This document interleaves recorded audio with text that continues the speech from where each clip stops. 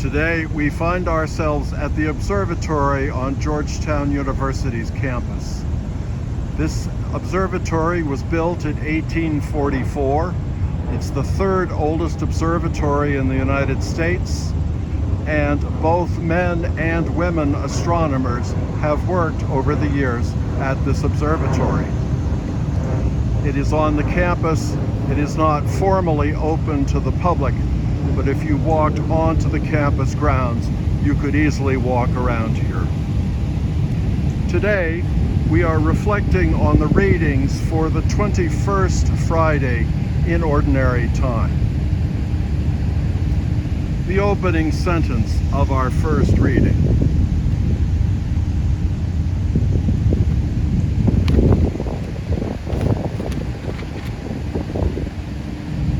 Christ did not send me to baptize, but to preach the gospel, and not with the wisdom of human eloquence, so that the cross of Christ might not be emptied of its meaning.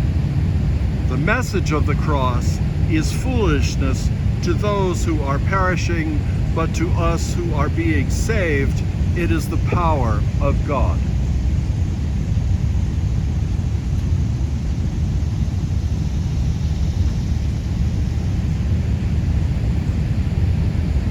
What is the meaning of the cross of Christ? And what does St. Paul mean by the cross of Christ being emptied of its meaning? Here are the same lines from the Message Bible. God did not send me out to collect a following for myself, but to preach the message of what he has done, collecting a following for him. And he did not send me to do it with a lot of fancy rhetoric of my own, lest the powerful action at the center, Christ on the cross, be trivialized into mere words. The message that points to Christ on the cross seems like sheer silliness to those hell-bent on destruction. But for those on the way to salvation, it makes perfect sense.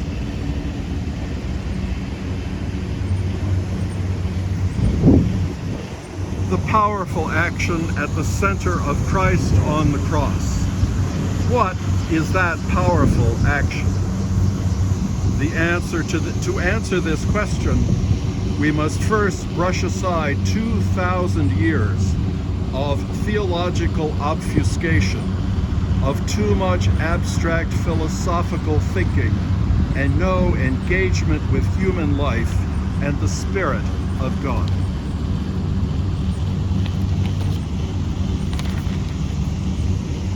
Jesus' teaching, his ministry, his passion, death, and resurrection are templates for our lives. What happened to him happens to us.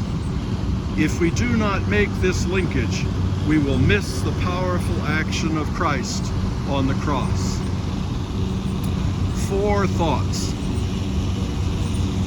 Jesus' literal death and resurrection demonstrate and guarantee that we and those we love will continue to live in the Spirit of God after our own deaths.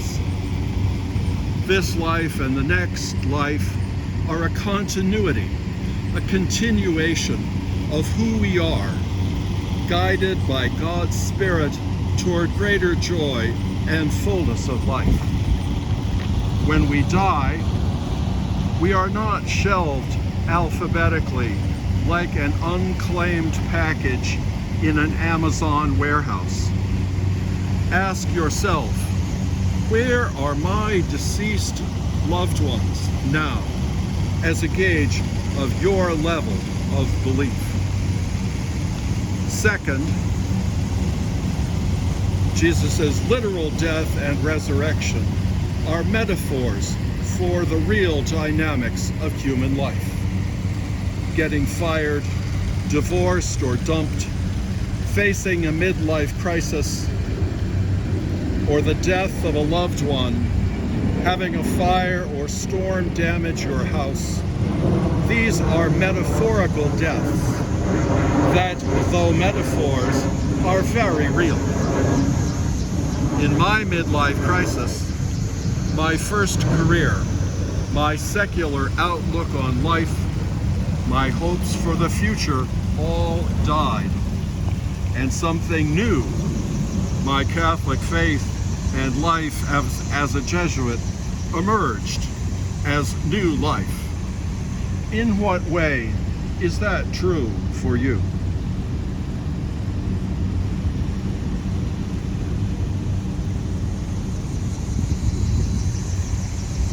Third, Jesus' death and resurrection help us see that, as the saying goes, we cannot take it with us. All we take to the other side is who we have become by our thoughts, actions, relationships, and desires.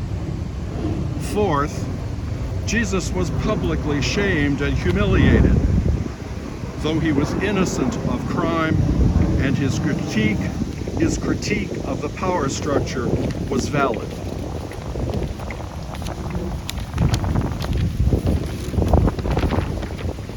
The same is true for Dr. Fauchi and Liz Cheney. She has been killed as a senator, and he might be killed as a professional if the opposition party comes to power.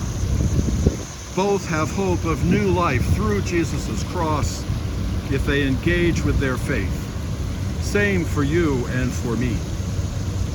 There is much more to be said on this topic. Please read the rest of today's reading in both translations. And those translations are available in print form on the parish website.